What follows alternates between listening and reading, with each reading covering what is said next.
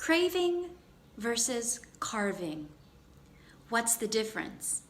This is a mistake that I often hear my students make in class. So I want to teach you the difference and a very native phrase to use instead of one of these words. Hi, and welcome back to another quick lesson. My name is Brittany and I teach English right here in Yangon.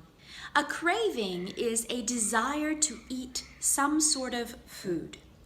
It can be a noun or a verb. I am craving mohinga. I am craving chicken curry. A carving is a type of sculpture made by carving away some material. At the Shuipi Wood Carving Museum, there are many beautiful wood sculptures. Notice the placement of the R in both of these. The placement of the R totally changes the sound, and this is what is important for your pronunciation. Craving, carving. To express a craving, a native speaker might say, I feel like. I feel like mohinga. I feel like chicken. This does not mean that the native speaker feels like they are a chicken. It simply means that they are craving chicken or they want to eat chicken. This phrase, I feel like, can also be used with things that you wish to do.